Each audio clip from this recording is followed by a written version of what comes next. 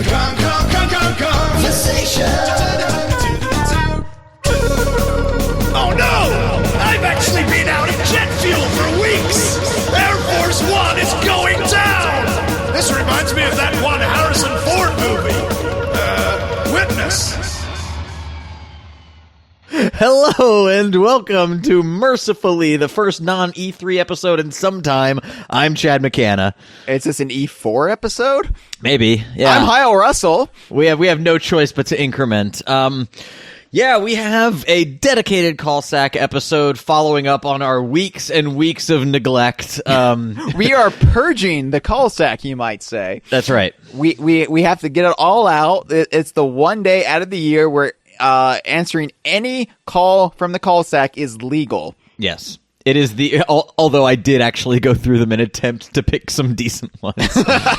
Honestly, I had to skim through 50 calls to pick 20 for this week and last week. Wow. Yeah. Wow. Sorry, everybody. That sucks to be the 30 calls who didn't make the cut.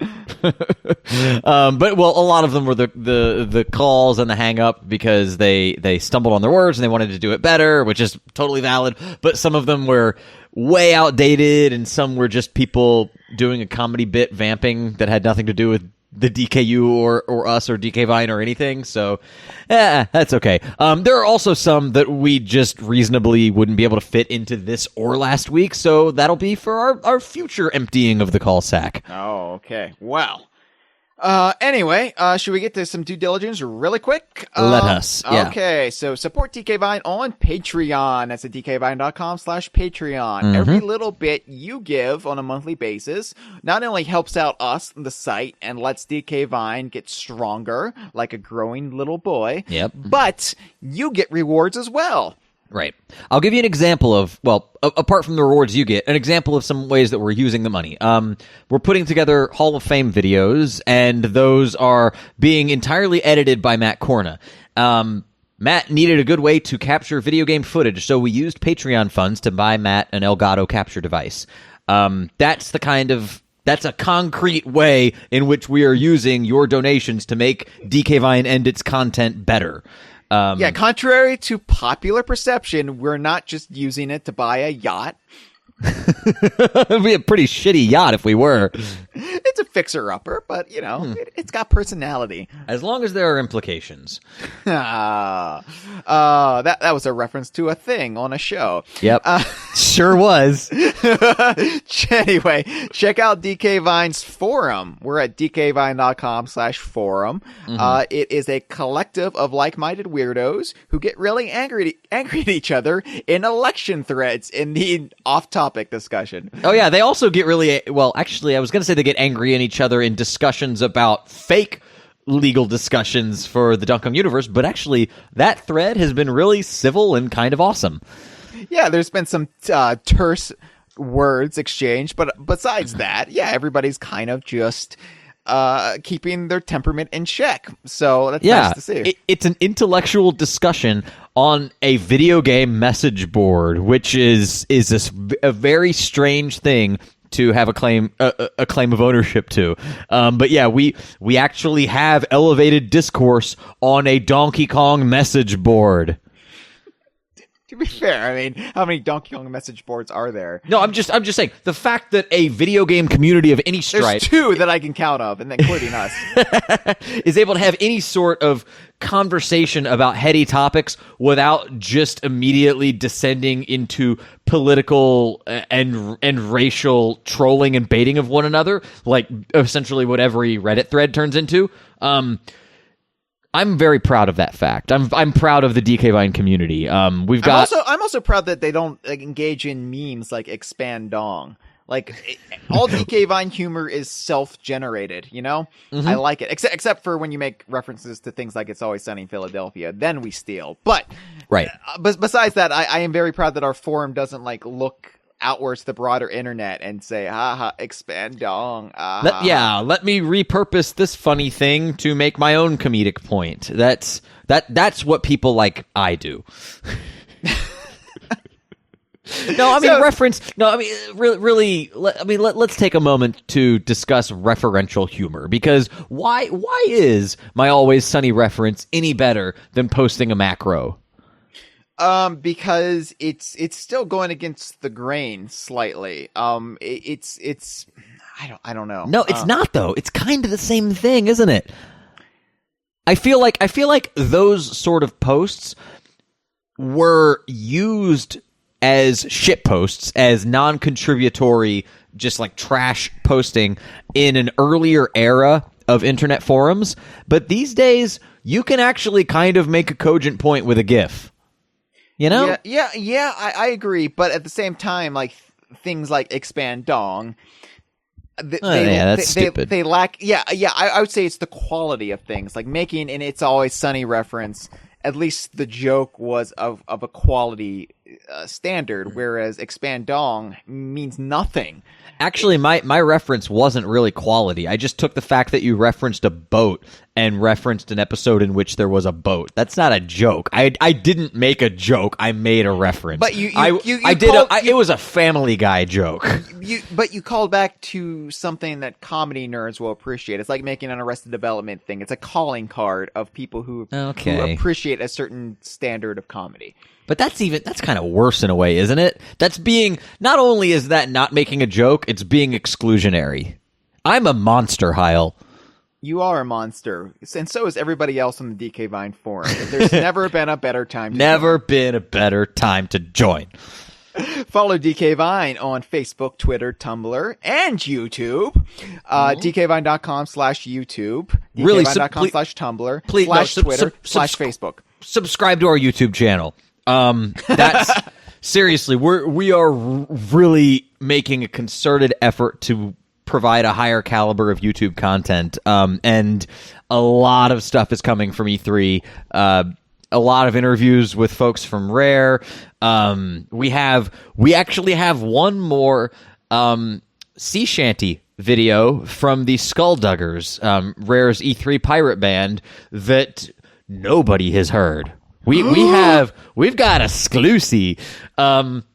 There was another pirate song at E3 made by Rare, and we've got it. So look forward to that. Subscribe to our YouTube channel, please. That actually does a lot of good for our ability to hit a wider audience. Subscriptions matter on YouTube for whatever reason.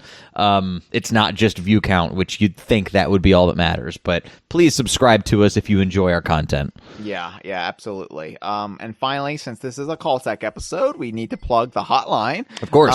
You too can get your call on the Kongversation, Mamie, if you call 1-281-410-KONG. It's 5664, but I think that can be better summed up in a jingle. Chad, would you regale us with your dulcet tones? Me. If you want to call the Kongversation, it's 1-281-410 and a word. Brilliant. That word is Kong. You ruined it.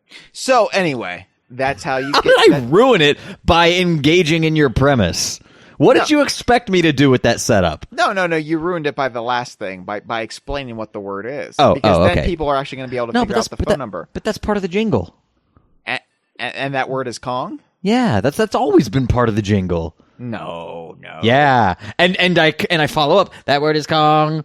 5664. On a touch-tone telephone. That's always, but maybe not always, but that's been an element of the jingle. It's retroactive continuity. I'm sorry, my friend. All right. It wasn't there at first. It wasn't part of the initial origin story of the DK Vine hotline jingle. I'm sorry. I didn't mean to retroactive continuity it. Yeah, it's a new 52 or new 1-281-410-5664. That word is Kong. Kong. That was DC's more ambitious but less widely known publishing initiative. Yeah. The new 1-281-410-5664. You just couldn't keep track of all those books. That's way too many weeks in the year. So anyway, there we go. Let's open the call stack. We've got to purge this bitch. We do. Our call sack runneth over, so let's get to it. All right. Hey, Chad. Hey, Hyle. So I had a question for you guys. Well, it's kind of a couple questions, and this refers back to your guys' death episode. Oh my so God. my question That for was a you terrible guys episode. is, we didn't really hit on balls a whole lot, but my question for you guys is, since Bottles and King Jingling are in the same game, King Jingling, I agree with you guys that he isn't dead, because if you look at Bottles, wouldn't their deaths be treated the same way if King Jingling was dead? But I agree with you guys, he's lifeless. And Bottles, on the other hand, is actually dead, and his spirit floats among his body. But I had a question as far as death goes. In the Rare universe, is there a heaven and a hell? I feel like this is canon because you have normal Bottles ghost, dead guy, and you have evil Bottles. And I know that they never actually added that into the game, but I feel like it's canon, the fact that they designed it and that it was meant to be there. I don't know.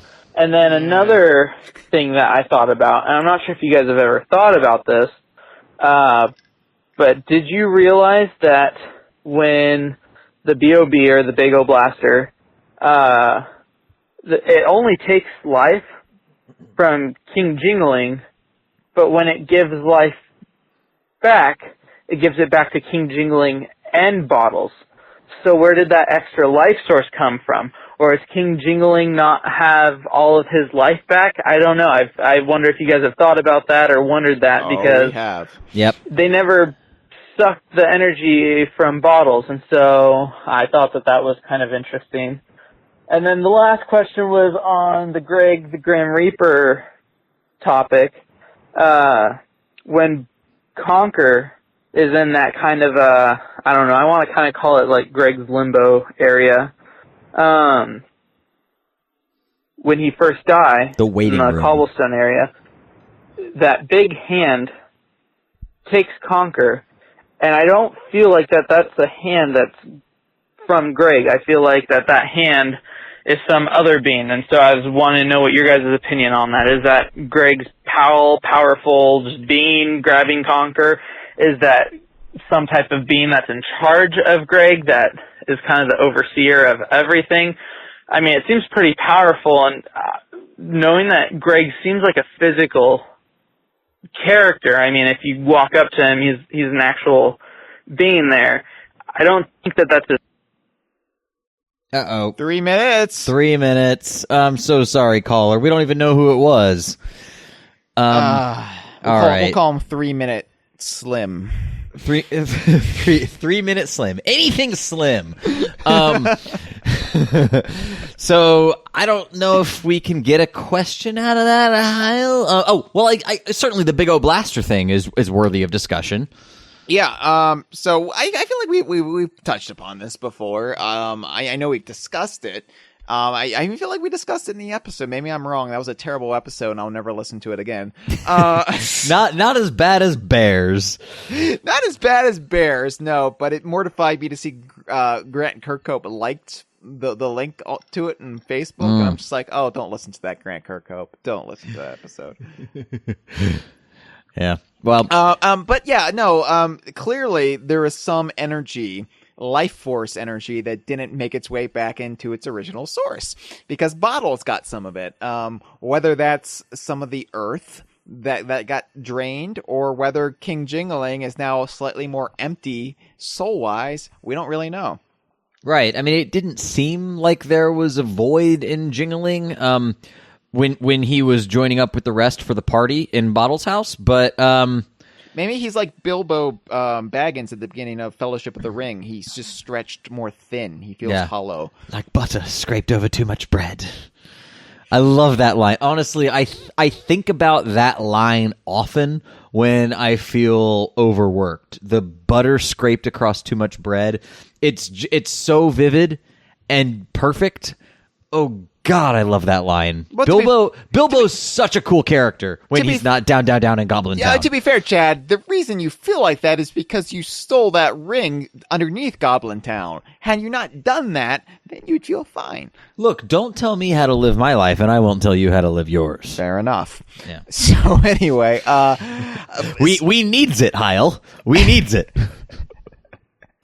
So yeah, I mean that's always been my explanation is something didn't get put back quite right, but not enough to affect the main characters in any noticeable way.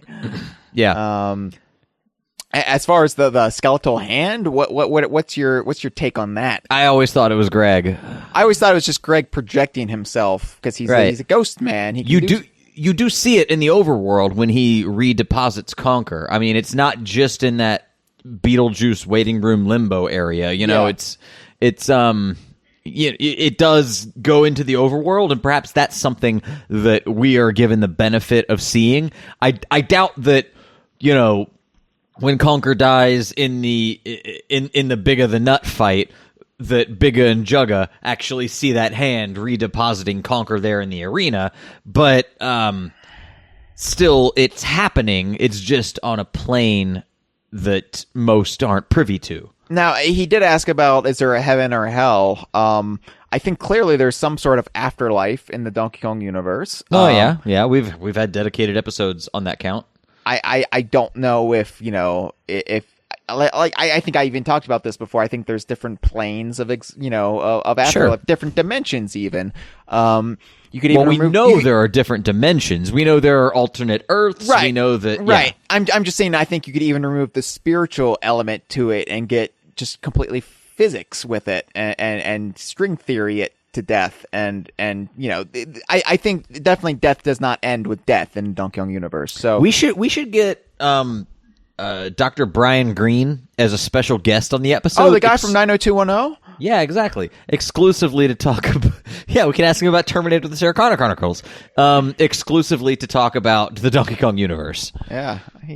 Brian Austin Green, man. Good for him. I'm glad he got his doctorate. Yeah, finally, someone from television to put forth the M theory. But I do want to bring this up real quick, because it's now out there. Joe Neat mentioned a little bit about how death works in Sea of Thieves. Oh, that's right. This is a pretty recent bit of news, isn't it? Or at least it was an interview that we're only recently cottoning on to. Yep. So basically, according to him, when you die in Sea of Thieves, you go to a ghost ship. That's pretty cool.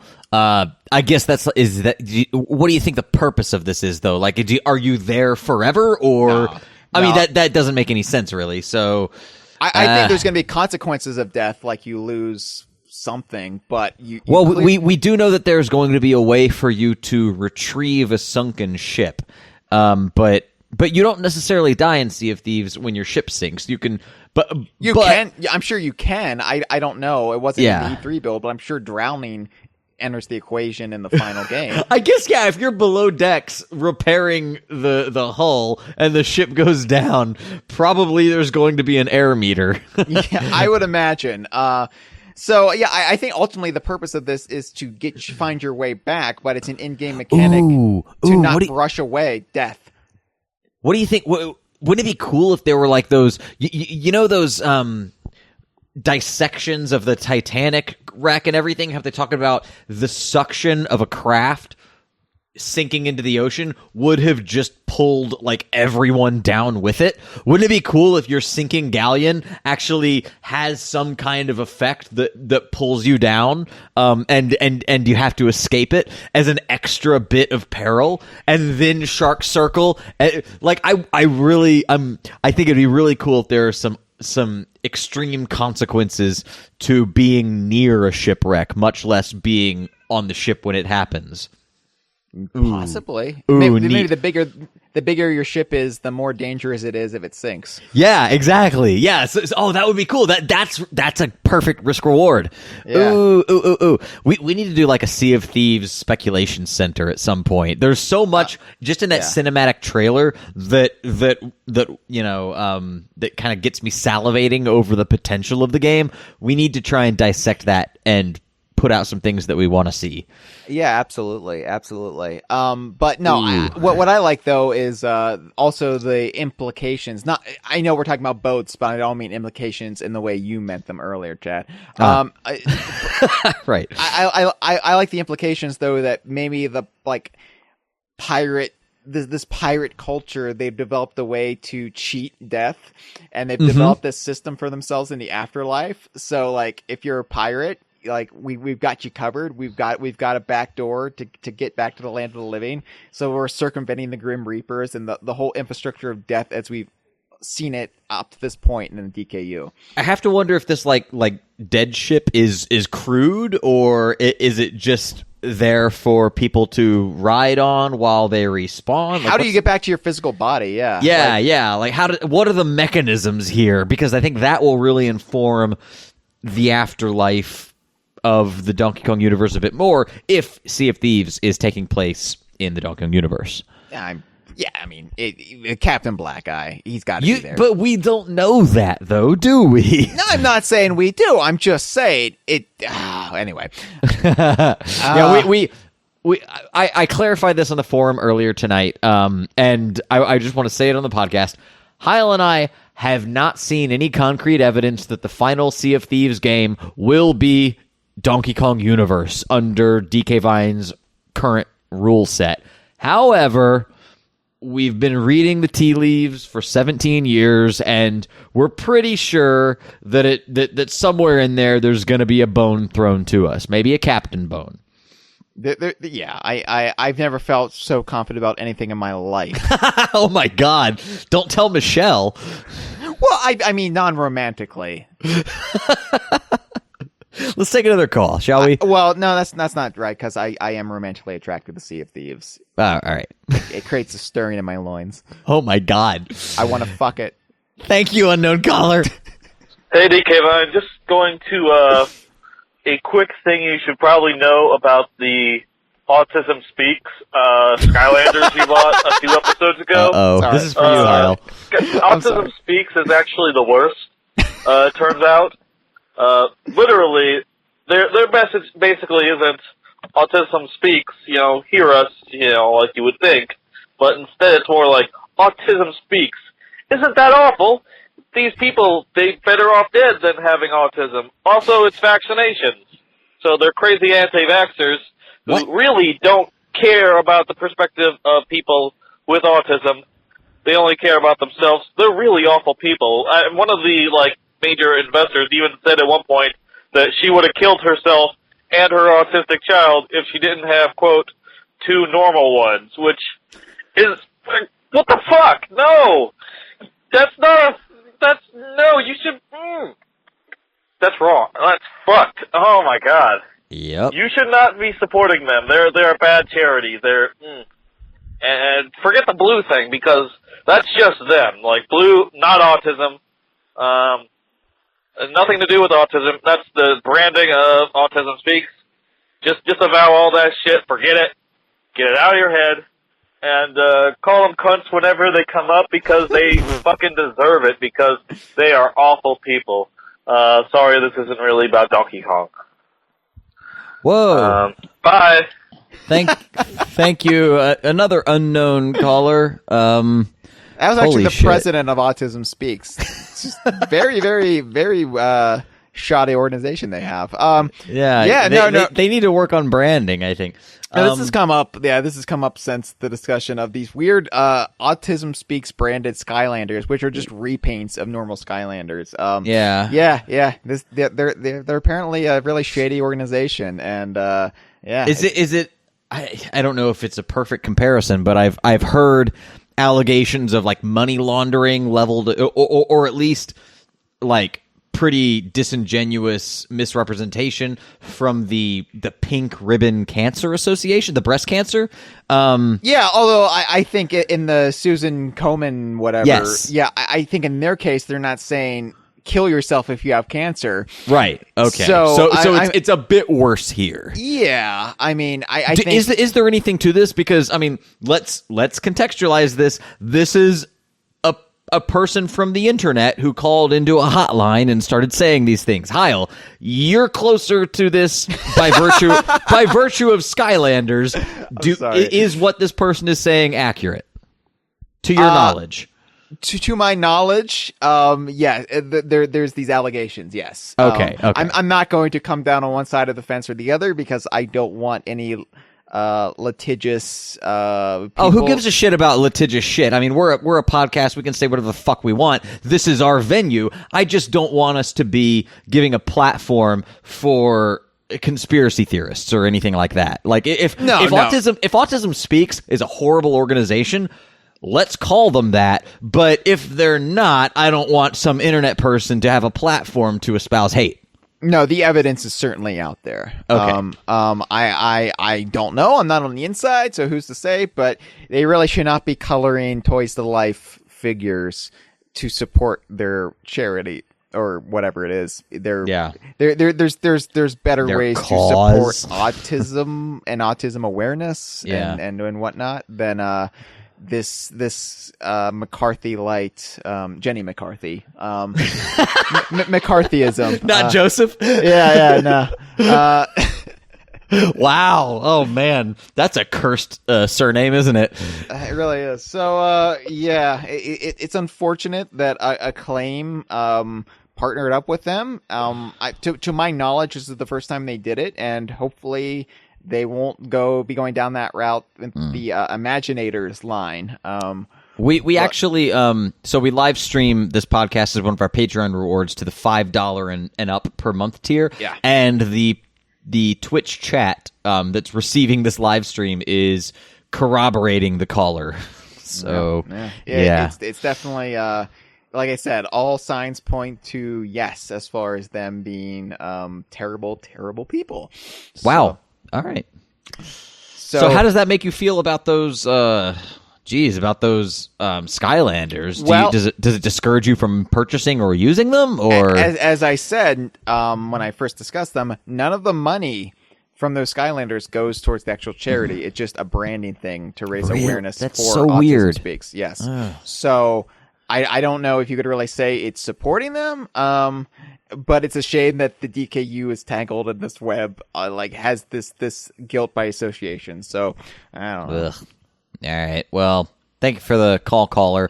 Sounded like the master of the Nintendo DS, but I don't know who it was. It might have been. I know he was talking about it on the forum. But to be fair, Disney Infinity did have the KKK branded line of figures. Yeah. They had Donald Duck and the Klan outfit. It was pretty unfortunate, but that's what killed that line. Yeah. Huge misstep. Hey, Mr. and Mrs. DK Vine. This is Mitchell Wolf. It has been shut up, Mitchell. Quite a while since I've called you guys, actually. How you doing? How's your mom? Good to see you guys and your mom. I just wanted to call in because, of course, we are now let's call it a quarter into the year. Let's not just call it a quarter into this year. Let's look at the calendar and observe that it is actually one quarter into the year. How Let's about call that? it halfway through the year. These by are the end calls. of this year, we at the DK Vine community are going to have to face something of a choice.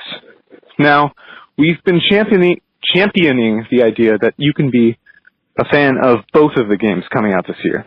And I think you can absolutely be a fan of both these games.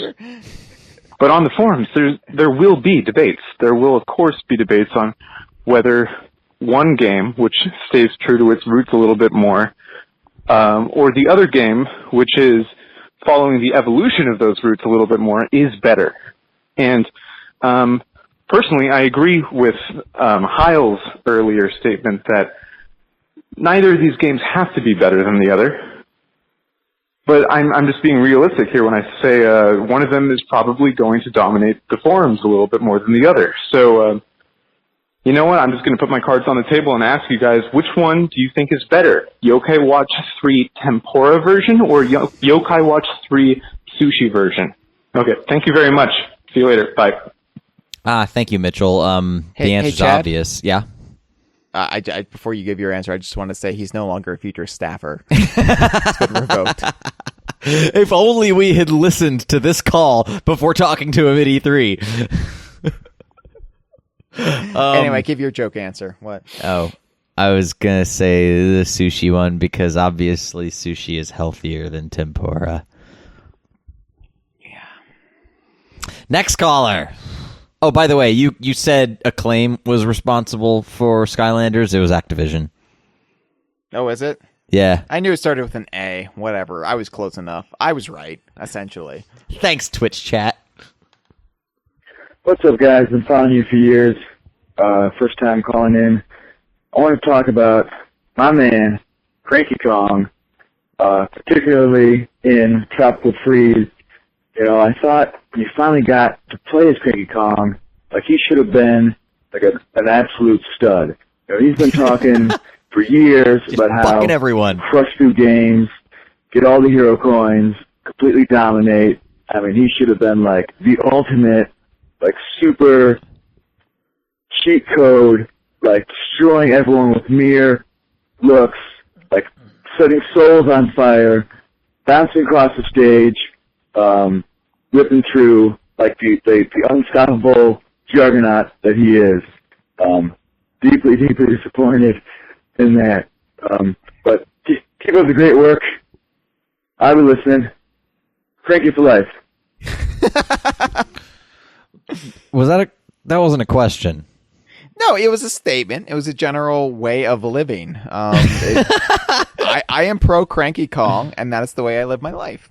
Yeah. He was disappointed that Cranky Kong wasn't more of a dominating force in Tropical Freeze. I thought Cranky Kong did pretty well for himself. Yeah. He certainly.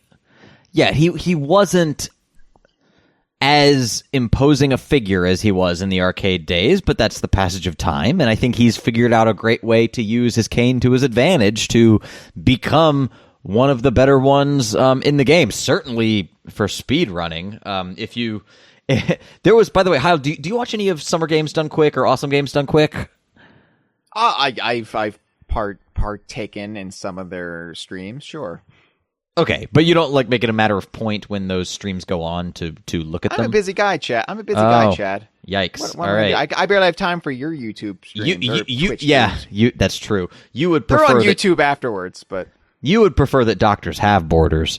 No, the one this year, the Summer Games Done Quick, was a Tropical Freeze race, and I would invite everyone to check that out because it was one of the closest, most nail-biting things with both team. It was a team thing. There were two groups of people, and each of them I think had 3 players, and each player specialized in 2 worlds, but the division of worlds amongst each player was completely different, so none of the 6 worlds had the same matchup, and yet the entire time, they were like within a few seconds of each other. It was neck and neck, and they were really utilizing Cranky's abilities to maintain that momentum with his cane bounce. So for speedrunners, Cranky is where it's at. I would say Cranky is the character for skilled players.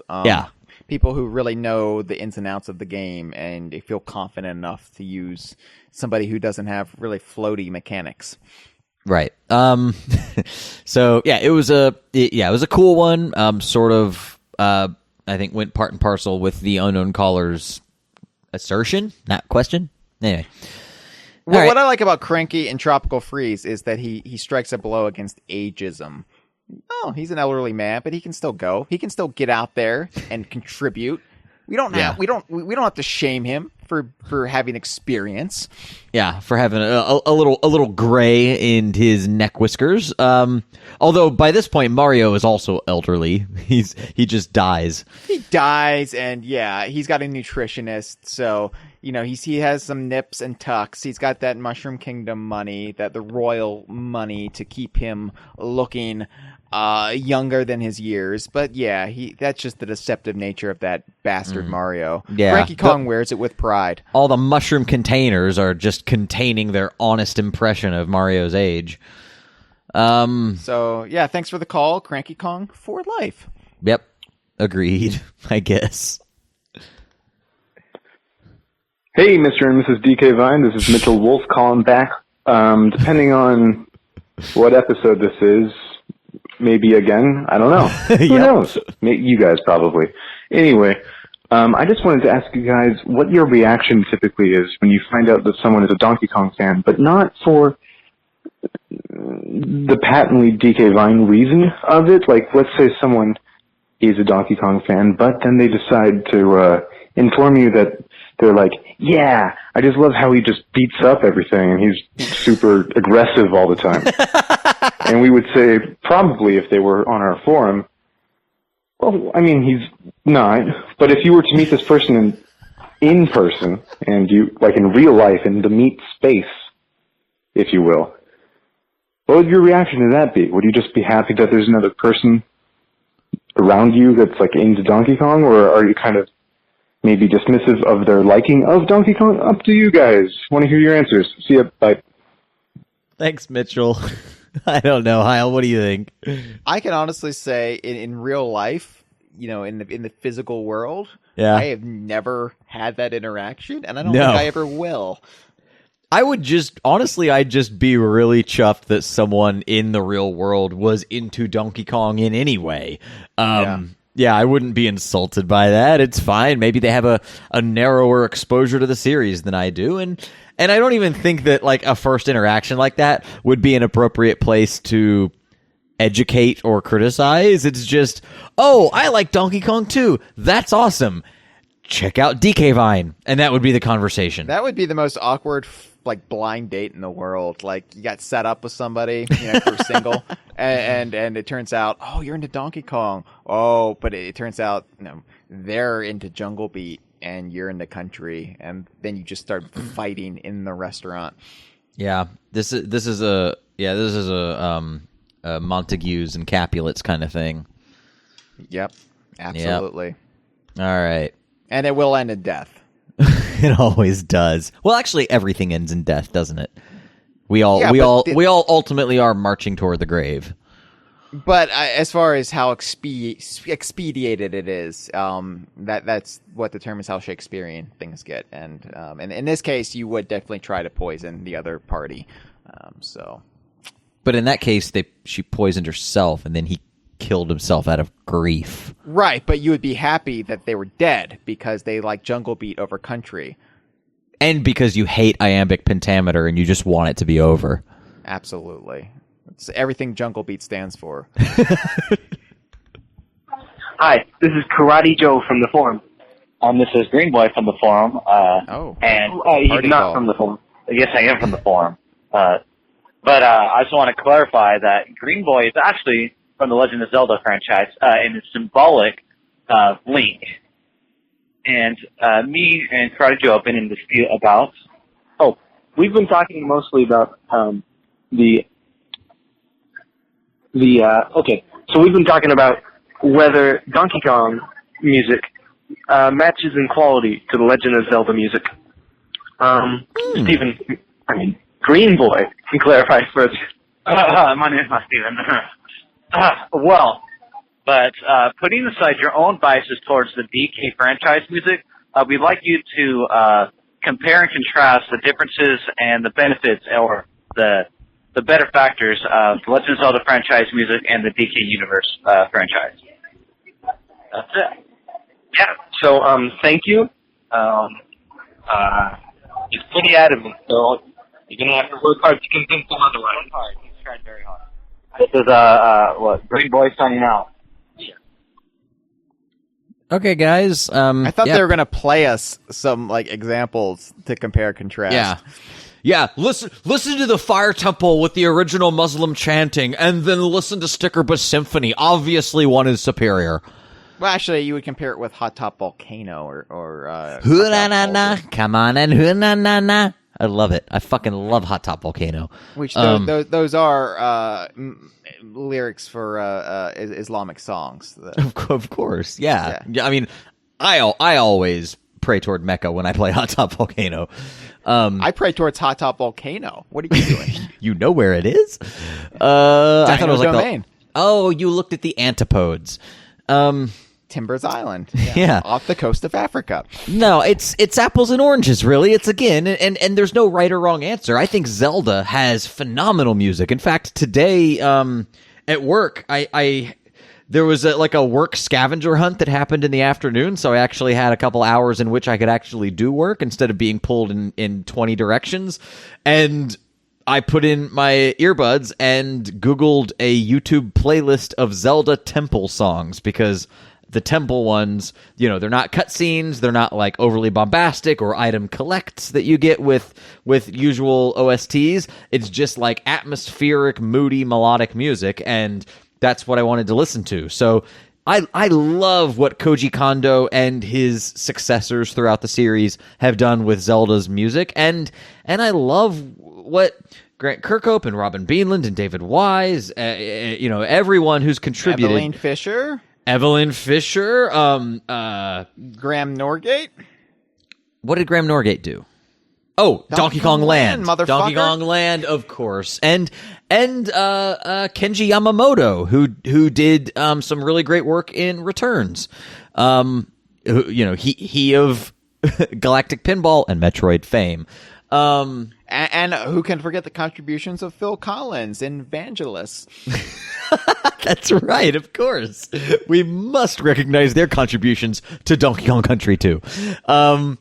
They're all fantastic musicians, and they're fantastic songs that support the games that they sort of emerged from, and that's. It was interesting talking to Robin Beanland at E3 this year. He really, really underscored the fact that his job is not to assert himself as an artist. It's to support the experience that's happening in the game. And let's just be clear here. Robin Beanland of Funky's Fugue fame. Thank you, Hyle. It was really cool and kind of really refreshing to hear that, game music, we've talked about this before, it's one of those disciplines in the game creation pipeline that can be enjoyed on its own merits, divorced from the experience of playing the game, and that's why you see a lot more celebrity around musicians. I mean, Grant Kirkhope has certainly capitalized on that with his social media empire. He's Grant fucking Kirkhope. He's Grant fucking Kirkhope, as he is apt to remind you. But it's just despite that, like, Robin has certainly doubled down on the notion that they're here to serve the games. So if you have fond memories of Zelda music, that's probably because Zelda games are fucking great, and that music is great, and they work in tandem in a great way. Same can be said for the Donkey Kong Universe tunes. I would also argue that it just depends what you're in the mood for on any given day. Like with Zelda, it's more of it invokes a kind of a high fantasy kind of European kind of not all the time though. I would say that's not accurate. That's the superficial aspect. Wind Waker used didgeridoos in its soundtrack. Okay. But all the same, it's still, especially if you played the game, it invokes a certain feeling, a certain kind of adventure. Whereas the Donkey Kong Country music invokes. And not always, but it definitely, because there's like factory levels and whatnot, but it definitely is more of tropical serialized adventure, barrel knuckled. I totally disagree. Yeah, I think that both series have incredibly varied musical styles that work for the specific moments in those games. I don't think you can say Zelda's fantasy and it sounds more filmic and more medieval or whatever, and Donkey Kong's tropical. Absolutely not. There's nothing tropical about Stickerbush Symphony. No, but it definitely is more of I don't know, nature. No, it's not. It's just good music. It's electronic, dude. Stickerbush Symphony is synth. Yeah, but you can invoke feelings of the natural world with synth. I mean, it's not it's not limited to the type of instrument. It's not like it has to be acoustic. But both of them have extremely strong. I should point out that neither one of us are musicians in any way. No, we're not. So we're arguing about something we have really no concept of the creation behind. So we really should be getting somebody like Matt or Nick in here who actually knows what they're talking about. Yeah, I just don't want to be reductionist as we describe either of these series. They're both extremely varied. Zelda's not just fantasy. Donkey Kong is not just tropical. They both just have really great music. If I want, what I'm saying though is, if I want to invoke that feeling, I will probably be reaching for Zelda. If I'm trying to invoke a fantasy feeling, is that always accurate? No, but that's the breaks. That's the way it usually goes. Oh, okay, that's fine. So. All right. Well, yeah. I guess if that's what you look for in those tunes, that's perfectly valid. Yeah. All right. Yeah. All right. Yeah. I don't think we've come down on either side, Karate Joe and Green Boy, but thank you for the call. Thank you. Yes. Hello, Kongversation. Kevin Bulger here, also known as Coconut on the forum. Okay, I have a very quick, maybe not so quick question to ask the both of you today. So, Microsoft has a pretty good showing at E3, it seems, with, as opposed to Nintendo, they're actually having a presentation this year, which I actually do anticipate. Obviously, we're going to get more info on CFE. Uh-huh. Yeah, but what if, out of nowhere, maybe they spring a 2013 Killer Instinct on us and pull a new Banjo-Kazooie game on it? You know, it would make sense that if Microsoft were to see the success of the Yooka-Laylee Kickstarter, they would almost want to compete against Yooka-Laylee. Perhaps have another developer besides Rare, like how they did with Double Helix, start up a new 3D platforming Banjo-Kazooie project. You know, I almost could see it happen. It could be Rare, or it could be another developer. Like you say, there's literally no way to know. Well, we could be taking this call after the fact. I'm very disappointed in Nintendo. Yeah. Like, I really don't understand. They can't show anything. Like, I'm shocked. Like, is Zelda really going to be the only game they present and show at all? Yep. Like, nope. Box Boy. Goodness. Oh, like, right. Maybe there will be some kind of word behind closed doors with Retro that their next game will be revealed there. But, man, we got to go back to the days where if Donkey Kong doesn't show up to E3, we riot. Well, anyway, the both of you take care now. And do you think that what I predict could come true?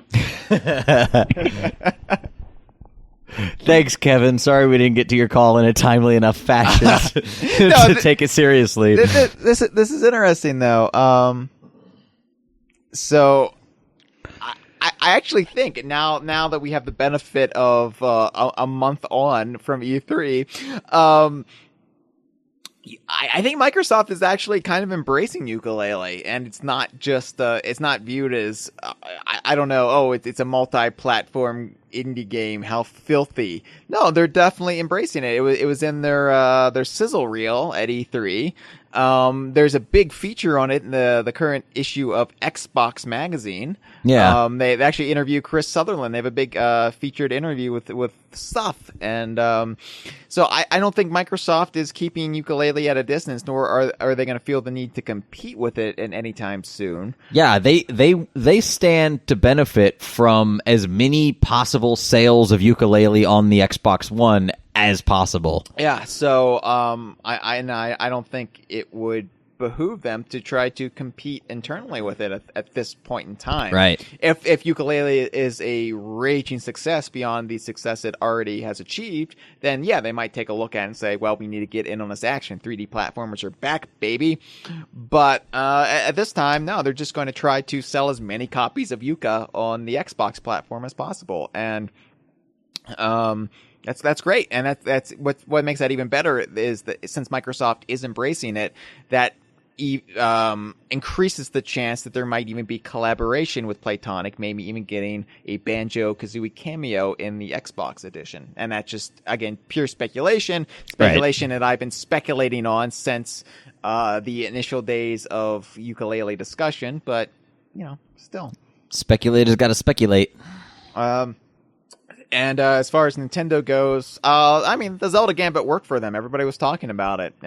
Did good. Did good.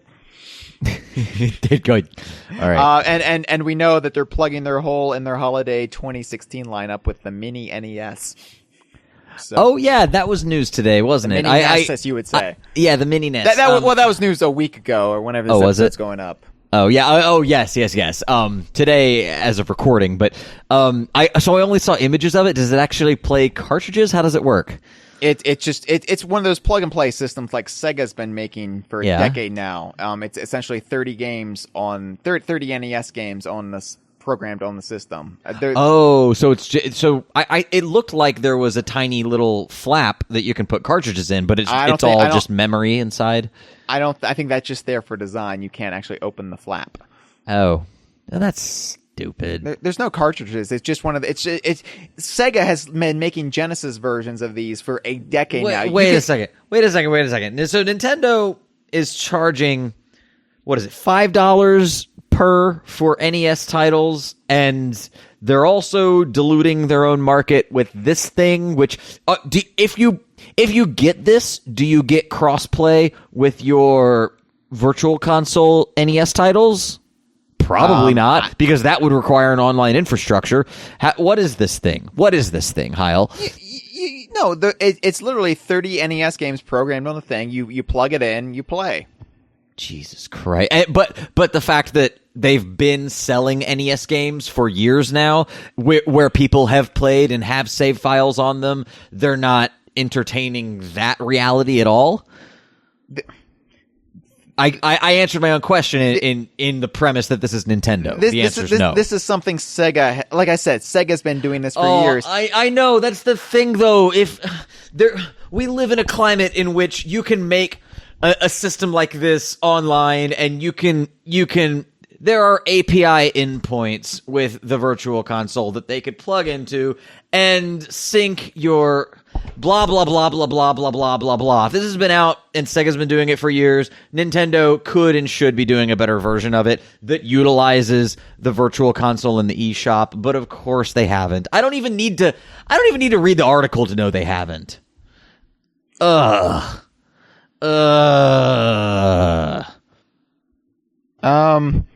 But it comes with an NES Classic controller, and you can use that to play your Virtual Console games. So that's true. I have been noticing that my palms are not being dug into by sharp corners enough while I play games. And the great thing is, it's an NES controller with a wire, so it's not even wireless. So what? Yeah. What is this thing? What is the audience for this fucking thing? Is it parents that don't know better and are buying this as a gift? What educated consumer would purchase this device?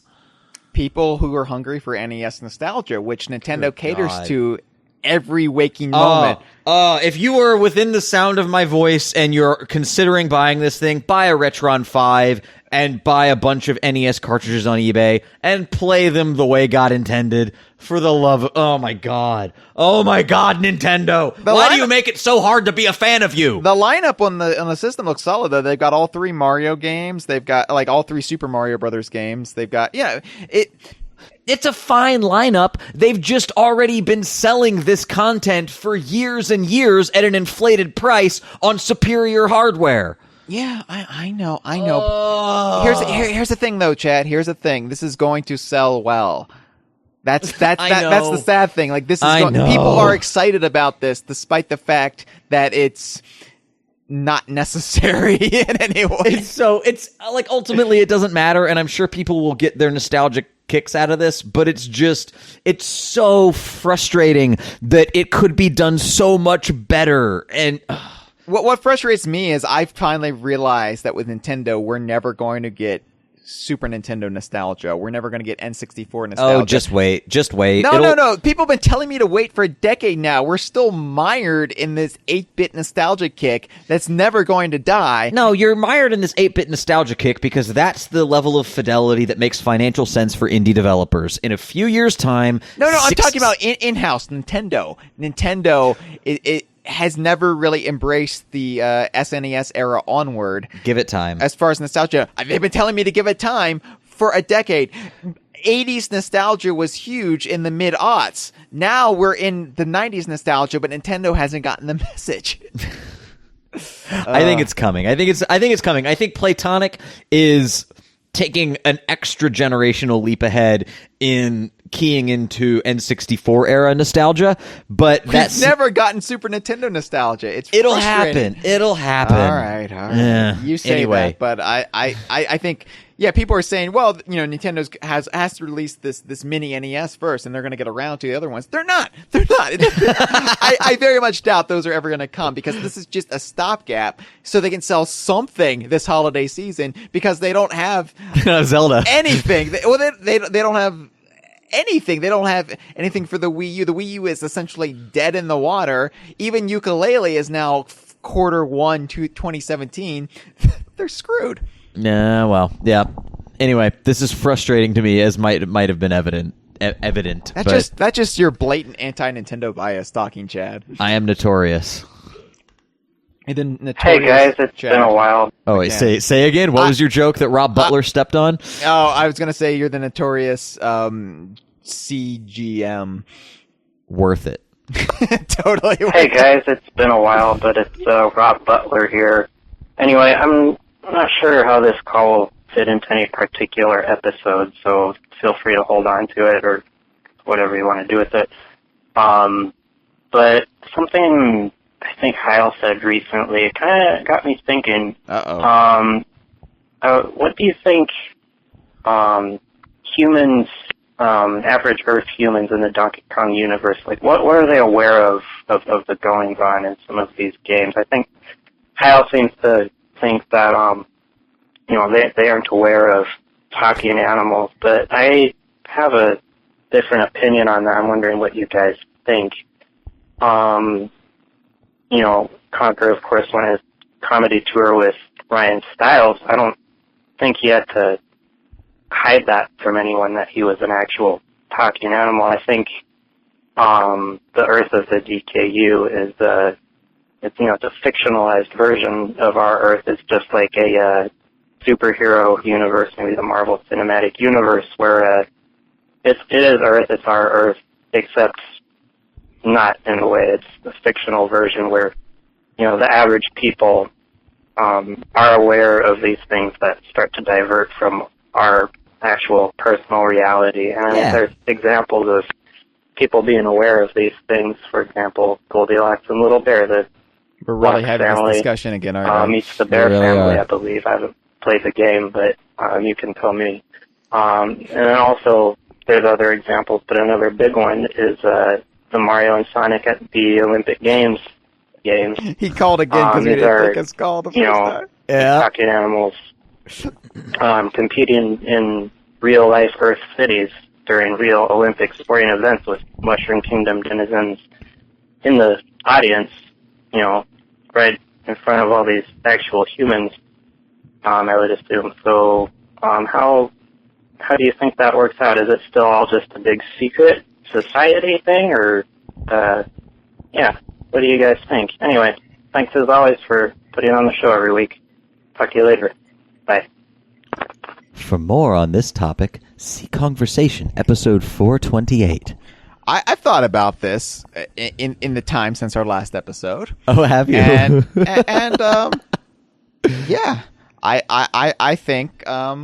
I think there's definitely people aware of the Kongs, and that can be fine. That's fine. Oh, so you refuse to accept the fact that this is an alternate version of Earth a la the Marvel Cinematic Universe? It's not to that level. It's not to that level where there's heroes flying around and there's monstrous things. No, Hyle, it literally is to that level because Super Pants is a thing.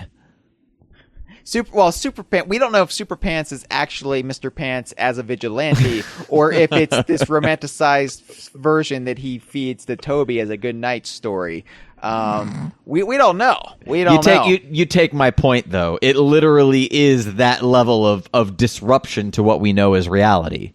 No, because the most level of disruption there would be are gorillas in the Olympics. And I mean, the Russians, they're popping steroids so much that, they're going to get to that level where they resemble them. Am I right? No, you're alone here. I am no butting you on this one. Oh, yeah, okay. No butting. Yeah. Okay. It's like, getting denied anal sex. You see how difficult it is to improv with a no butt? Yeah. That's what you get, Russell. Yeah. All right, let's take another Ryan call. Stiles never had this problem with Conquer. I'm just saying. No. I'm just putting it out there. They yes-ended each other to the very end. Oh, yes. Conquer is a tender and giving improv partner. Thank you again, Rob. We also know he probably wouldn't give up anal sex. For more on that, see Big Reunion. Oh, Jesus. Because he had a squirrel up his ass. Hi, Kongversation hosts Hyle and Had.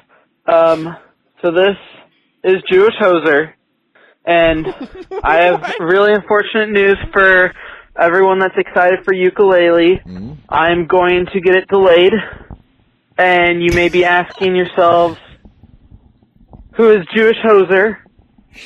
And you may also be asking yourselves, how am I going to get it delayed?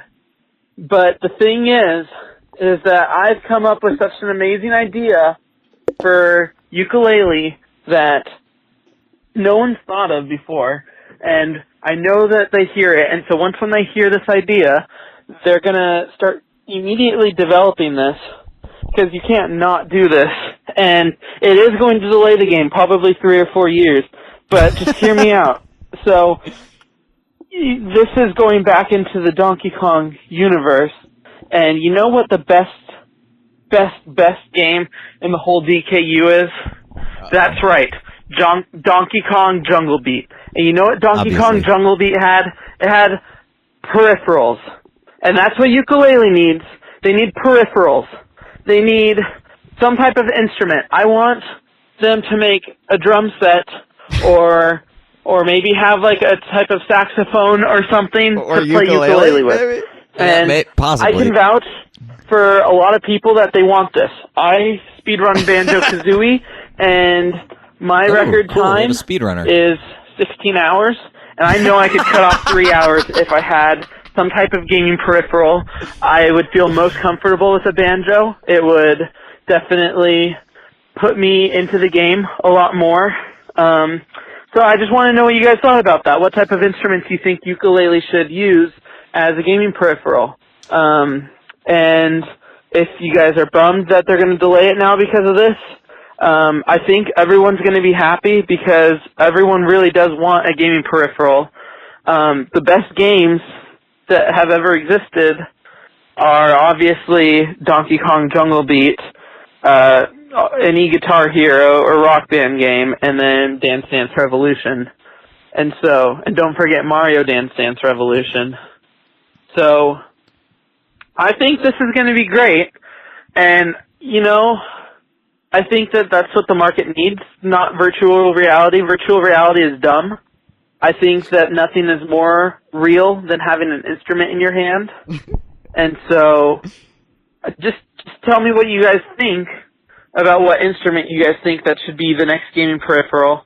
And that's about it. Don't forget, this is Jewish Hoser, and... Nope. Oh, that was the 3-minute cutoff. Oh, so close, Jewish Hoser. I'm so sorry. Thanks for the call, Jewish Hoser. Back to Canada. I would say the best instruments that we should play Yooka-Laylee with are a hurdy-gurdy, a concertina, and rhythm bones. Hyle? I'm gonna go with the DK bongos. You know what? No, because here's the thing. Jungle Beat, he was joking around. He was being a character. But Jungle Beat's actually really fun to play with the bongos. It kind of demolishes my mental image of Jewish Hoser as a very serious, upstanding citizen. Yes, but I make it a case here. Jungle Beat is actually a really fun game. We may not like some of the artistic decisions behind it, but it is a solid, fun experience. So, let's bring the DK bongos to a 3D platformer. Work for a 2D platformer in a weird way. So, yeah, let's make you can play the DK bongos with the Wii U. So. Let's make it happen. I would love to see you attempt to navigate a Z-axis with bongo drums.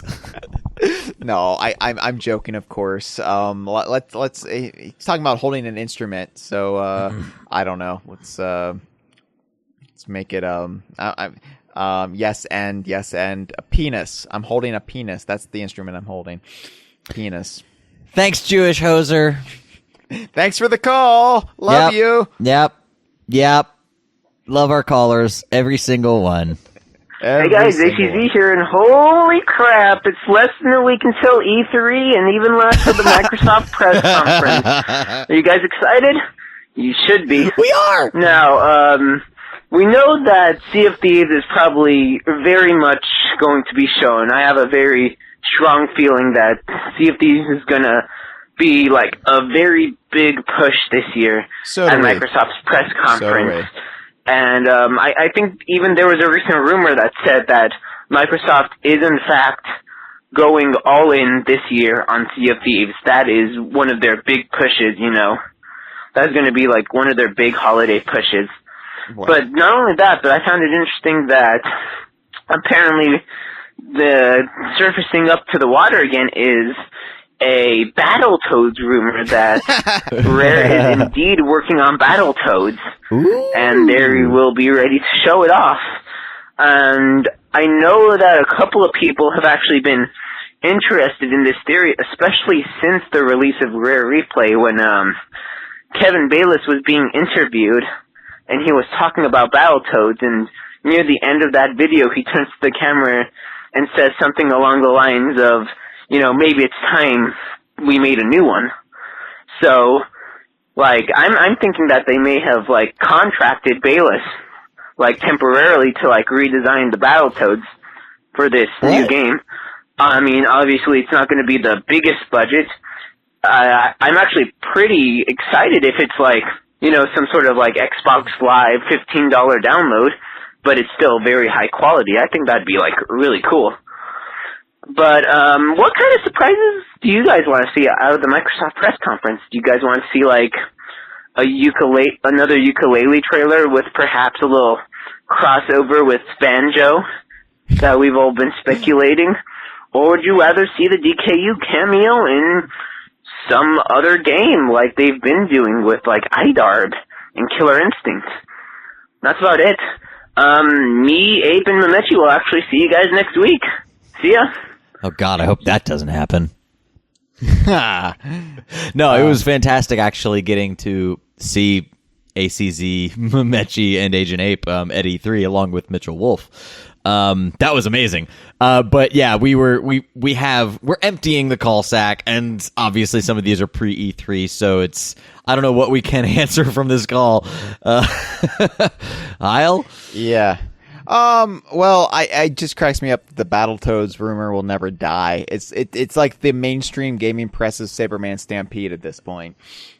Yeah. You know what I mean? Well, yeah. Well, Saberman Stampede is a flame that has gone out everywhere but DK Vine, and it's kind of a running joke, whereas I think Battletoads actually had some mainstream traction this year. Yeah, I know, but it's just funny. Like last year too, I was like, "Oh, well, Rare's obviously going to show off a new Battletoads game. That's what they're working on." And then it just came back around again. Oh, well, obviously Rare's making a new Battletoads game. Yeah. Well, and you remember on Rare Replay, it was Banjo-Kazooie because of that weird crowd demo at South by Southwest. Yeah. So it's like there's always. The one constant with Rare rumors is that they're false, because Rare knows how to lock down their narrative, and you know, they're from a marketing like a public relations perspective, that narrative.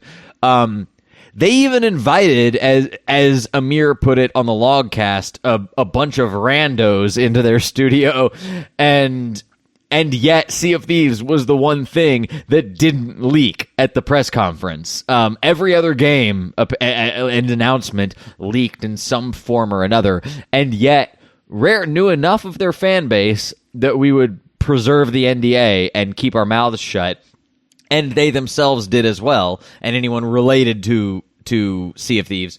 To the point at which the content that they were showing about the game was completely secret.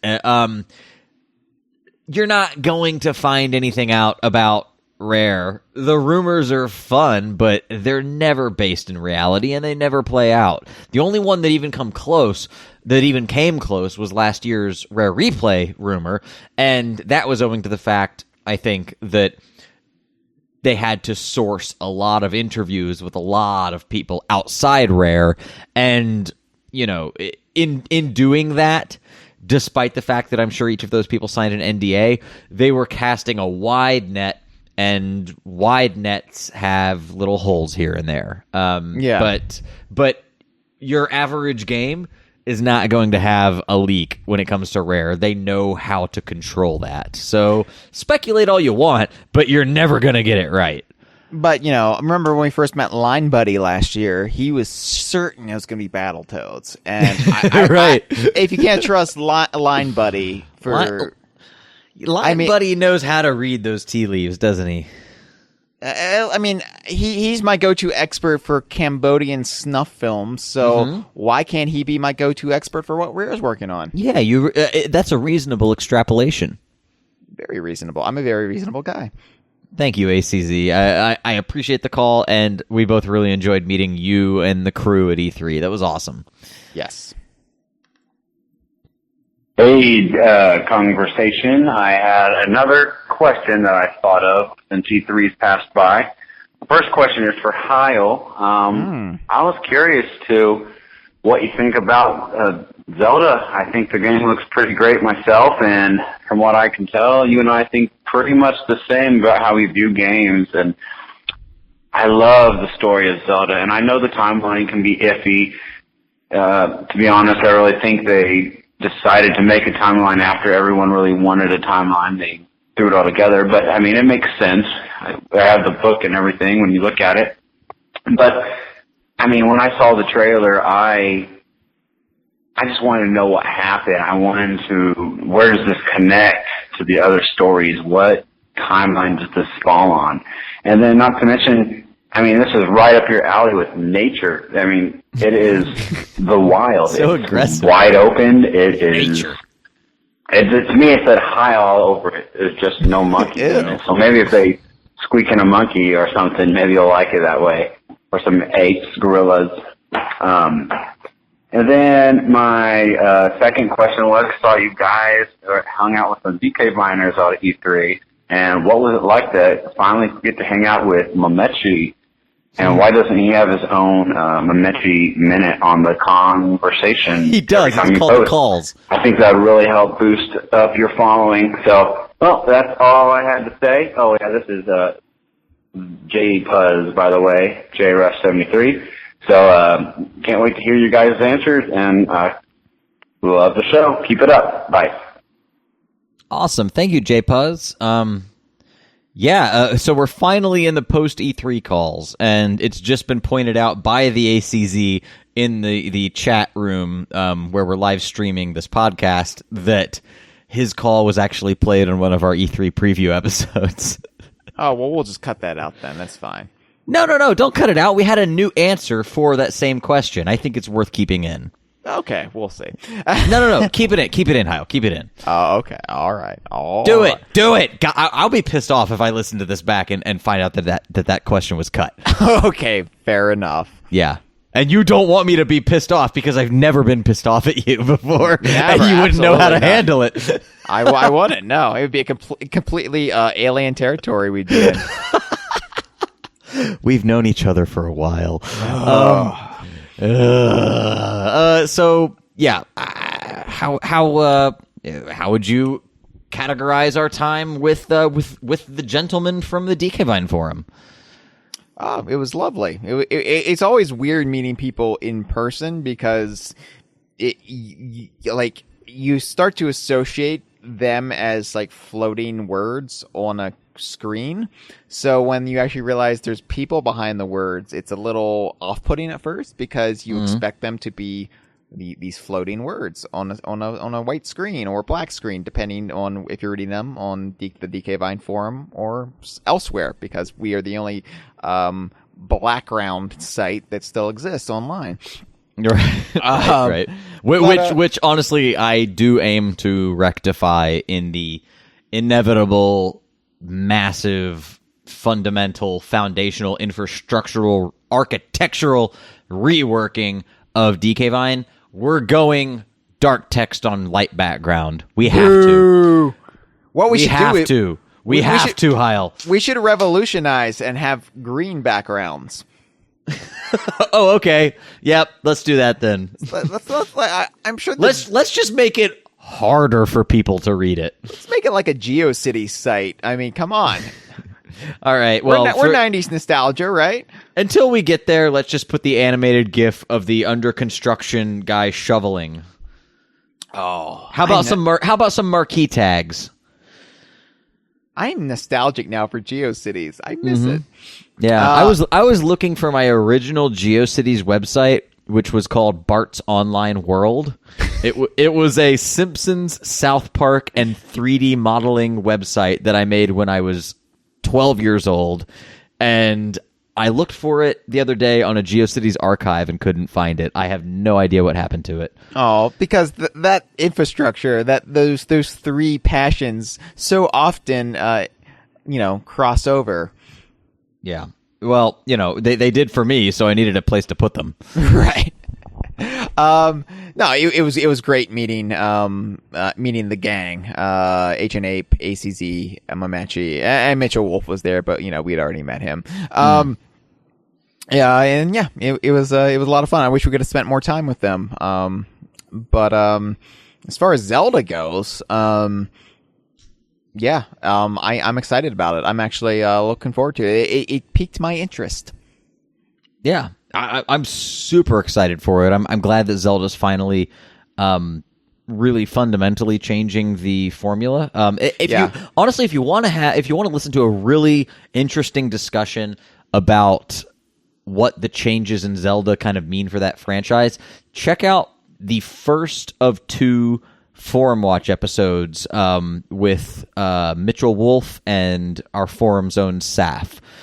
They do a really that's just a great episode in general. I absolutely love the dynamic of MF Wolf and Saf. The Forum Watch can be hit or miss.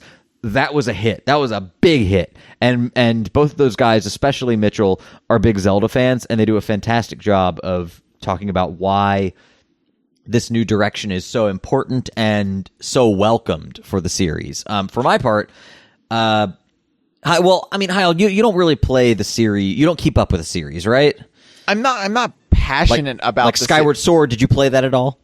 I picked it up. Did you play it? I can't. I'm not to completion. No, it never captivated me in the same way that Ocarina did, or okay. I don't know. Partly it's just. Did you play? Here's the question then. Yeah. Did you play it enough to get a sense of the differences in structure and design from other entries in the series? I think so. Yeah, I think so. Okay. And for me, my biggest problem, and I brought this up on our Nintendo episode for the E3 lineage with Mitchell, but my biggest problem with Zelda is it just got too gimmicky. It got too much. Oh, this is Zelda in the sky. This is Zelda, But that's a really reductive way to describe those games. It's not Zelda in the sky. I mean, they did some new things in Skyward Sword apart from the mechanics and the fact that you start in Skyloft. But okay, but I'm excited about this Zelda because it does feel fundamentally back to basics. It feels like the original NES game, but in a modern context. Did you watch any of the after the fact any of the Nintendo Direct stuff? They actually had a whole quote unquote panel about the connections to the original NES Zelda. So I haven't seen those. No. Yeah, they're definitely embracing that connection, and that's one of the guiding principles. But with Skyward Sword, they changed some things. Namely, there were little sort of puzzles outside dungeons in the surrounding area before you get into the dungeon, which were kind of cool, but then they started to repeat upon themselves. So you would have to revisit the forest area and do a different kind of extended puzzle. This time you have to collect a bunch of notes while swimming. I mean, what is this, Banjo-Kazooie? It was... Yeah. Skyward Sword didn't quite change it up in the right way, although they were definitely making an attempt to do that. I totally respect Eiji Onuma, who's now in charge of the Zelda series, has been for some time, for always trying to change it in some way. They don't just regurgitate the same thing with Zelda. I don't think that's really a valid criticism of the series, but I think that respect for change should be taken to an absolute extreme with what we've seen of Breath of the Wild, because that game really is... it's throwing out all the rules of Zelda, all the tropes. You don't get hearts from destroying pots and cutting grass. You get hearts from catching things to cook and eating them. It's really fundamental how much they've changed the way that you approach a Zelda game. But I like that though too, because I feel like Zelda got kind of stuck. It got mired in, well, this is the way it's got to be because it's Zelda, without really... But at a high level, though, the structure from Link to the Past was you do 3 temples, then something fundamental happens to the world, then you do like 6 to 8 temples, and then that's the end of the game. Yeah. The only one on the handheld Zeldas always experiment, and that's a really great benefit of playing the handheld Zeldas. But the only one of the console line that really bucked that trend was Majora's Mask. And I see in Breath of the Wild is a Majora's Mask caliber bucking of the trends, and I love Majora's Mask for those reasons. I can't wait to get my hands on Breath of the Wild. And like I said, I think it just goes right back to the original NES game, which outside of Ocarina of Time is the game I have the most fond memories of playing. So, and I don't think Zelda needs to be deadlocked into this. Even dungeons, I never understood why there has to be dungeons in Zelda. Why? Who says? Why is that a thing? Did you play A Link Between Worlds on 3DS at all? No, I haven't. Oh, okay. So that was kind of cool because they really played with the notion of a dungeon. In a Zelda game, you go in, you get an item, you use that item in the dungeon, you certainly use it to beat the boss, and then you move on, and you may use that item in the future, but it doesn't really matter if you do or not. A Link Between Worlds said you have access to all the items right now, maybe one at a time to start with, but then you'll get more and more in your inventory. But to start with, if you want this ice rod, you've got it. You just got to pay a little, and that's the one thing you can check out until you beat more dungeons. But it was very non-linear, and the dungeons were designed cleverly enough so that you really could kind of tackle them with whatever item, but your approach would differ based on what you have in your inventory, which is a much more complex way of designing a game. And that, to me, that was the real strength of A Link Between Worlds. That's the kind of fundamental rethinking of the Zelda formula that I want to see in Nintendo, and I feel like that's what we're getting with Breath of the Wild. Yeah. No, it's Zelda's not my series. It's not my baby, so I can't get hyperventilatingly thrilled about the prospect of it, but I am looking forward to this game, and I will actually seek it out when it comes out, and I will play it. Are you going to be an NX player or a Wii U player? To be determined. Oh. I am getting married, and so we'll see monetarily what I can justify at that point in time. February? Come on. You don't think you can save up $300 between August and February? Yeah. No, I can. But you never know what happens. I might be stricken with some horrible disease. I might get the Zika virus on my honeymoon. So you might. Things happen. All right, fair enough. Thank you, caller. Yep, thank you. Hello, this is Brick. Sorry. I've been on the internet lately, and I've noticed a lot of people being angry. Now, I know that surprised you. I mean, people angry on the internet? What new devilry is this? What they were all angry about was Mighty Number 9. Now, I'm sure by the time you get to this call, you probably addressed it like a million times by now, but Mighty Number 9 was kickstarted, and it got all these people excited with rose-tinted glasses and huge promises, and eventually it just couldn't live up to the hype that it built. So, what about Yooka-Laylee? Oh no. And also, what about Bloodstained, Ritual of the Night? What about all these games that are now being funded by Kickstarter? Or perhaps will be funded by Kickstarter? Do you think that people will still have faith in Yooka-Laylee or other games after what Mighty Number 9 did?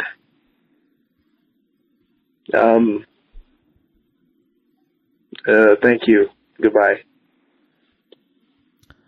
All right, Brick. Unfortunately, thank you for the call. I'm not too familiar with the Mighty Number 9 release, so I'm kind of drowning slowly, sort of trying to figure out what how to respond to this. Hyle, do you have any context for this? Yeah, well, Mighty Number 9, it followed Mighty and Mighty Number 1, and it was the more avant-garde version. It was just a lot of like feedback and sound loops. Sound loops.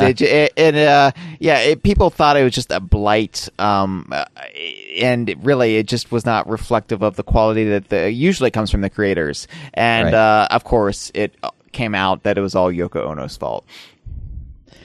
Good Beatles joke. No. Mighty Number 9 is the Mega Man spiritual successor. Was it made by former Mega Man devs? Is that the thing, or was it by Mega Man fans? It was.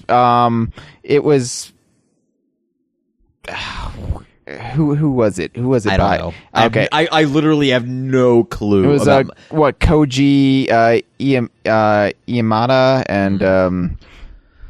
Look, it's an indie developed title. Some of them work, some of them don't. Shovel Knight worked. Mighty Number 9 didn't. I don't know the specifics of the release. I remember. It was made by. Yeah, it was made by.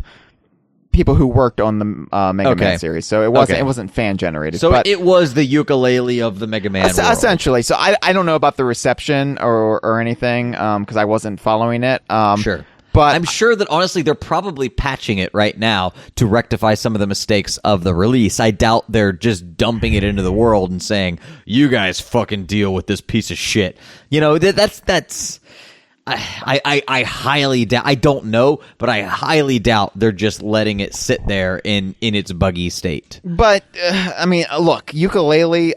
The hype generated around Yooka-Laylee. Of course, there's going to be people who are disappointed about some aspect of it because people have unrealistic expectations about everything. Generally, the way these things go is it'll come out and people are going to the praise is going to be unanimous, and then after a couple weeks, then the critics are going to start coming in and nitpicking it, and then critical consensus will be mixed, and then it usually takes a year plus to get a real read on what the actual critical reaction to something that's generally. No, see, I disagree. I don't think that chain of event. I don't think that's going to happen. I think it's going to be hype until the release. The release happens. Hype. So good. Game of the year. So amazing. And then a month after Yooka-Laylee comes out, people will have moved on. People move on so quickly these days. It's going to be fucking crickets as far as Yooka-Laylee is concerned a month after Yooka-Laylee comes out, unless they issue DLC. Yeah, I don't know. I don't know. I think for like big budget releases, that's absolutely the case. But I think Yooka-Laylee is definitely more niche, and so I think that generates a level of passion. This would be a sound strategy if they release the various console versions in a phased manner. It would piss off everyone, but it would keep the story of the Yooka-Laylee's release alive. Yeah, I really don't know how that's going to pan out, especially since it's all Kickstarter backed and you got to choose which system. Well, no, they hired a QA outsourcing company to work on simultaneous testing for different platforms. Right. I'm just saying it would piss off people who backed the game not knowing which console it was going to come out for first. Like that's not a sound strategy for releasing. But Anyway, no, I don't think Yooka-Laylee is going to massively disappoint people. I think most sensible people are going to enjoy it. I mean, I don't know, because it's asked me to speak to the quality of Yooka-Laylee before playing it, but I have no reason to doubt it's not going to be exactly what people are hoping for. It'll be fantastic. I'm not worried about the quality. But I mean, like, I'm sure Mega Man fans expected a certain degree of quality from Mighty Number 9, and if that's failing to meet their expectations, I can't speak to why, because that's not my fandom. So that's another podcast. Yeah, right. So all I can say is, just based on the caliber of people behind Yooka-Laylee, I can't imagine it would disappoint any reasonable person. And you know, if people have a problem with it, that's just because they expected it to be the second coming of Jesus Christ and an animal mascot platformer.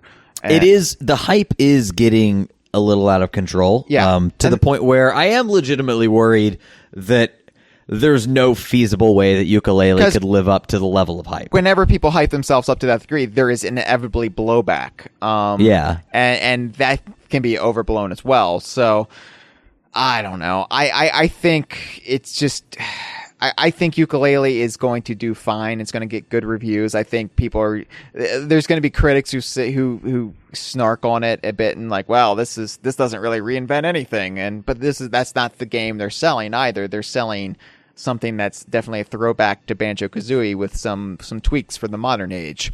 So, yeah, I don't know. I don't know. Where am I going with this? I don't know. Thanks, Brick. Thanks, Brick. Thanks for another brick in the wall. You went Ben Folds. I went Ben Folds 5. You went Pink Floyd. Yeah, nice. That pretty much sums us up, doesn't it? No, it doesn't. In what way? Hey, Chad and Hyle. ACZ here. Gosh, this is kind of weird. Feels like it's been a while since we've actually you guys done a live episode. Anyways, I'm here to have that nicely. Even though it was like a month ago already, feels like it was like a week. But I think we had a pretty strong showing at E3 this year. You know, people Rare showed that Sea of Thieves is viable, and people flocked to it, just like Zelda. I mean, hearing how there were like 3 to 5 hour waits for Sea of Thieves made me really happy, and to see it winning all these different E3 awards just really reassured me that, you know, I don't think Rare's gonna really be going anywhere anytime soon, and that what they really have on their hands is special with and, you know, still being active. But other than that, I'm very happy about Yooka-Laylee, even though that was showed behind closed doors. I'm glad that was received well, and that even raked up its own little E3 awards, which was pretty cool. But anything like, were there any other games that you played, non-DKU, non-Sea of Thieves, that you actually were very impressed by? I know Mitch was raving about New Zelda, but, you know, I was wondering if you guys had played anything else. Anyways, talk to you guys next week. See ya. All right. Thanks, ACZ. Again, yeah. I suppose this would have been best suited for our E3 wrap-up episode, but we took them in the order in which they came. Absolutely. So, what else did you play besides Sea of Thieves? Nothing. Nothing? No? Not even at the Microsoft press event. You made me play Minecraft when I had a buzz on. That's true. I did make you play Minecraft, although I didn't even know what I was doing because it was the touch version, the mobile and Windows 10 version. So yeah. No, because literally there were lines for everything. Nintendo only had Zelda playable, and you know that was an all-day wait unless you got there pronto. Yeah, I desperately wanted to play Zelda, but I would have played Yooka-Laylee had Playtonic and I been able to sync up. You know. So yeah, it was essentially Sea of Thieves for me, because as a representative of DK Vine, a duly elected representative of the good nation of DK Vine, you appointed yourself. I was there for Rare and Playtonic, and maybe Nintendo, and that's it. So yeah. Yeah. I played. I didn't get a chance to get my hands on We Happy Few, but that looked awesome. I don't know what the larger game is going to be though. Like I don't know what the underpinnings of the experience are. The trailer was great. I played a little bit of Cuphead, a tiny slice of Cuphead, enough to reconfirm that it's one that I'm going to get. Forza. I'm looking forward to Cuphead and looking forward to We Happy Few. Forza though, you played Forza. I didn't know Forza was literally across from the Rare booth, and there was an open kiosk, so I just decided to drive around a few times in the Australian outback, and there's definitely an audience for that game. It's not me. Okay, I was gonna say that seems to be damning with faint praise there, Chad. No, it's not for me. I drove in a circle and I got first place. Maybe I was on an easier track, or they dumbed down the difficulty so non-Forza idiots like me could actually feel like they achieved something. But the graphics were great. I drove around in a circle a couple times. It's not for me. Not for me. It's for car enthusiasts. Yeah. I was gonna say, it's like straight like driving games have never been that really appealing for me either. Yeah, because I'm not a car guy. I've never played a Forza, and I saw the kiosk open, and I felt bad for any Forza devs who were circling the area because no one wants to have their game's kiosk open. So I jumped in and I played a couple laps. I did a full thing, but to be honest, it was like 5 laps, and by the 4th one, I was kind of ready to. I finished it out, but I wanted to move on. Well, and I think that's because they didn't drop a car on us at the Microsoft conference this year, like they did last year. Yeah. How are you going to build enthusiasm for a game if you don't drop a luxury sports car from the ceiling and then immediately raise it again? Yeah. The beautiful game. Again, it's definitely not my place to criticize because I am absolutely not the right audience for Forza, but I gave it a shot. No. I would have loved to have played Zelda, and that's about it. Yeah, that's about it for me. Yeah. It was really just this E3 was just the tale of a couple games for me, and unfortunately didn't get to play 2 of the other games I was interested in, being Zelda and Yooka. So Sea of Thieves for me. Yeah. So. All right, sorry, ACZ. Sorry we pissed all over your question, but what do you want? It's really hard to play games at E3, as weird as that is to say. All right, we actually have one final call. Oh, thank fucking Christ. Until our call sack is completely emptied. We've drained the call sack. Yep. Hi, this is Karakong. So I was visiting my family this last weekend, and, they all don't really play video games. They love Donkey Kong, but they play like a video game like once every 5 years. And they were all busy playing Pokemon Go, my brother-in-law was saying like, wow, Nintendo's stock went up a bunch, and I was all like, oh, that's good for them, and he was just saying like, yeah, but they don't make good games anymore, and after I defended my position that Splatoon was great, and you guys don't know anything that's on the Wii U, and that they didn't even know Donkey Kong Tropical Freeze came out, which they actually got pretty excited about. Good. After I said that, my sister was kind of like, well, why don't they put a Donkey Kong game on mobile, like Pokemon Go? And, maybe then I'd play it, and I don't have to buy a console for it. And so, that got me thinking, I told her, write to Nintendo, tell them you're a casual gamer and you want a Donkey Kong mobile game. The casual audience would like it.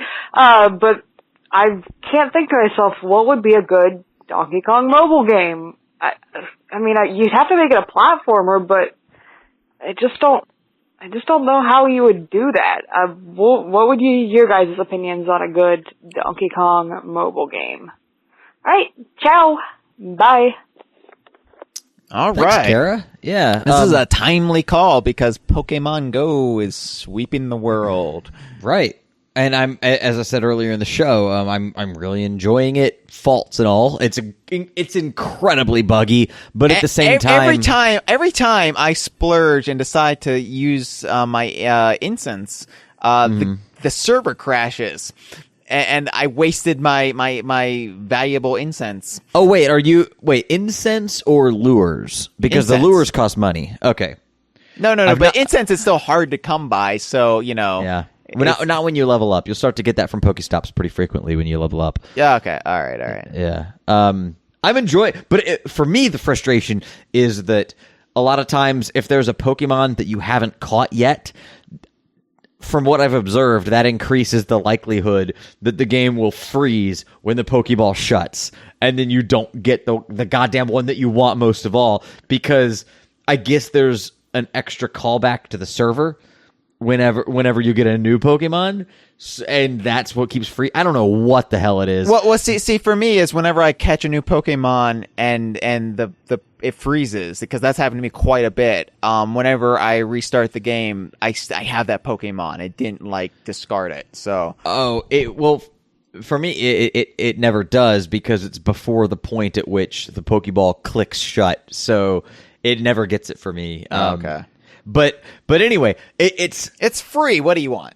Well, all of that is to say that despite those very extreme faults, I'm enjoying the hell out of Pokemon Go. It's a lot of fun. And part of the fun though is knowing that right now it's a very thin slice of the base Pokemon game, because all you can do is catch them all. It's kind of boring sometimes. Maybe I have a skewed vision of it because I live in New York, and there are Pokestops. There are a dozen Pokestops between the subway. No, probably more than that. There's probably 30 Pokestops between where I get out of the subway and when I get to work. And and the building next door, apparently people have been throwing down lures constantly, because all of us on the tech floor have been feeding off of the lures in the building across the street. And all day long, it's oh shit, there's a Slowpoke outside, go get it. We're all yelling out to each other. It's very communal in a city. I definitely think it depends where you live, because you're basically off on your own if you don't. I actually took it into the national park just thinking, well, what Pokemon could I find there? Not much. That's unfortunate. You'd think that they would have a lot of ground types or bug types. Yeah, in the forest. You would think, but there is not much to see. So it definitely is skewed towards urban population centers. Yeah. Although I will say, we live right across the street from Prospect Park, which is a massive park in the heart of Brooklyn, sort of analogous to Manhattan's Central Park. And when the game debuted in Prospect Park, Janelle and I were kind of testing it out a bit, and we were walking around the park. Fucking every single person we came across was staring down at their phone or holding their phone up trying to catch Pokemon. Everyone in Prospect Park was playing Pokemon Go. And Pokemon Go is very strange in that, Nintendo made a lot of grand proclamations and mission statements with things like Wii Fit, these quality of life games. Pokemon Go is the first time in which I actually feel Nintendo actually has a claim on those sort of ideals. It's getting people outside. It's getting people exercising more than they usually would. It's actually forcing social engagement with strangers in your community in a positive way. And yes, there are the news stories about people who have been mugged for Pokemon Go, or who found a corpse when they were playing. Whatever. You're going to get that with any...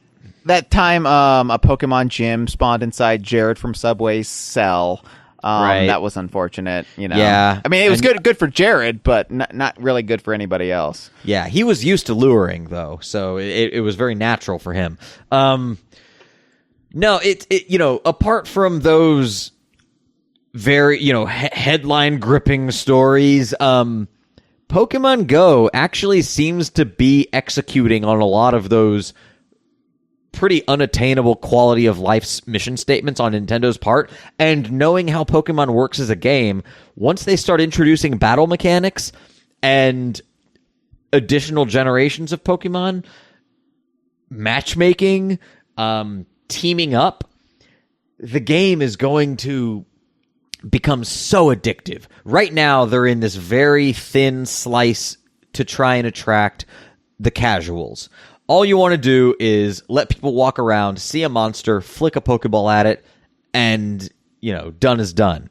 Because that's all most people... If you start talking about, health power, attack points, leveling up Pokemon, people are going to get overwhelmed and they'll turn away. Right now, they're establishing a massive audience and they've been extremely successful. Then they're going to start layering on the more advanced mechanics, and that's when this thing is really going to take off, and I'm excited about it, honestly. It's hard to be cynical about Pokemon Go. It's buggy as hell, but it's so fucking ambitious that of course it was going to be buggy as hell, and they'll fix those as they go. It's a living service. This is not the Miyamoto quote that a buggy game is buggy forever, or whatever it was. They're going to improve the experience. So saying all of that, right, how would you apply Donkey Kong to this new type of gaming? I don't know if I would, honestly. I don't think 2D platforming is the way. Nah. Per Kara's call. The only time I've seen platforming work on a mobile device is the Rayman Run games, and those are auto runners. All you really do on there is attack, float, and punch. You're not actually in control of your character. So maybe an auto run style game with the DK license would be okay, but I can't think of a way in which a mobile experience on a Donkey Kong Country game would improve upon the console experience. Pokemon Go has improved in different areas upon the base Pokemon experience, namely the social aspect. Maybe what you do is you don't look towards Donkey Kong Country, you look towards Donkey Kong 64, and you make Donkey Kong 64 the base of your mobile experience and turn the real world into a headache-spawning collectathon.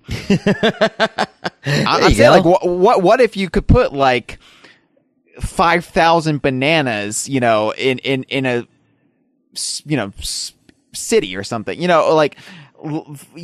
have to traverse an area and collect all the collectibles and find them. And how do you control that, though? How are you controlling that? That's the problem with touch devices, is the controls are imprecise, and Donkey Kong games are always about precision.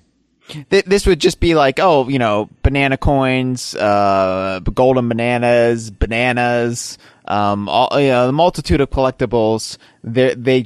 So it's literally just the ethos of DK64. It's you, and you have to go around your real world finding the Donkey Kong 64 collectibles in any given area, and then you can check off. It can be gridded off into I don't know however many worlds that would dominate planet Earth, but that would be how you do it. That sounds terrible. Well, it sounds like Donkey Kong 64, so, it's authentic to the experience. This has been a File 2 production.